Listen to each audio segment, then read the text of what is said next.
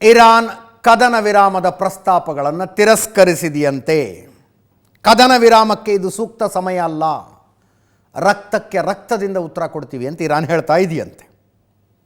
ಮುಜ್ತಬಾ Khamenei ಈ ರೀತಿಯಾಗಿ ಸ್ಪಷ್ಟವಾಗಿ ಹೇಳಿದ್ದಾರೆ ಅಂತ ವಿದೇಶಾಂಗ ನೀತಿ ಸಭೆಯಲ್ಲಿ ಹೇಳಿದ್ರಂತೆ.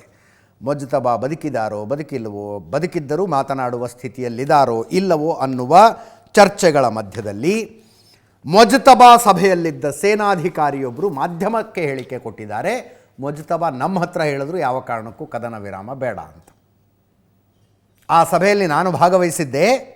ನಮ್ಮ ಮುಂದೆನೇ ಹೇಳಿದ್ರು ಕದನ ವಿರಾಮ ಬೇಡ, ರಕ್ತಕ್ಕೆ ರಕ್ತದಿಂದ ಪ್ರತೀಕಾರ ಹೇಳೋಣ ಅಂತ ಮುಜ್ತಬಾನೇ ಹೇಳಿದ್ರು ಅಂತ ಸೇನಾಧಿಕಾರಿಯೊಬ್ಬರು ಮಾಧ್ಯಮ ಹೇಳಿಕೆ ಕೊಟ್ಟಿದ್ದಾರೆ. ಈ ಮಧ್ಯದಲ್ಲಿ ನೀವು ನೋಡಿರಬಹುದು, ಅನೇಕ ದೇಶಗಳ ಪ್ರಮುಖ ನಾಯಕರುಗಳು ಹೇಳ್ತಾ ಇದ್ದಾರೆ ಭಾರತ ಮನಸ್ಸು ಮಾಡಿದರೆ ಈ ಯುದ್ಧ ನಿಲ್ಲಿಸಬಹುದು ಅಂತ. ವಿಚಿತ್ರ ಅಂದರೆ ಭಾರತದಲ್ಲೇ ಕೆಲವರಿಗೆ ಅದು ಅರಗಿಸಿಕೊಳ್ಳಲಾರದ ಹೇಳಿಕೆ. ಅದು ಏನಿದಿಷ್ಟು ಇಂಪಾರ್ಟೆನ್ಸಾ ಭಾರತಕ್ಕೆ ಅನ್ನೋ ಥರ ಇದ್ದಾರೆ.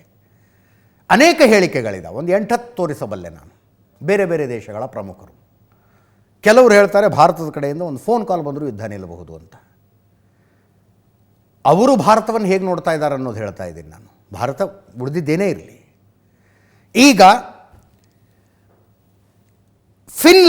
ಫಿನ್ಲ್ಯಾಂಡ್ ಅಧ್ಯಕ್ಷ ಅಲೆಕ್ಸಾಂಡರ್ ಸ್ಟಬ್ ಭಾರತ ಮಧ್ಯಪ್ರವೇಶ ಮಾಡಿದರೆ ಯುದ್ಧ ಮುಗಿಯಬಹುದು ಅಂತಿದ್ದಾರೆ.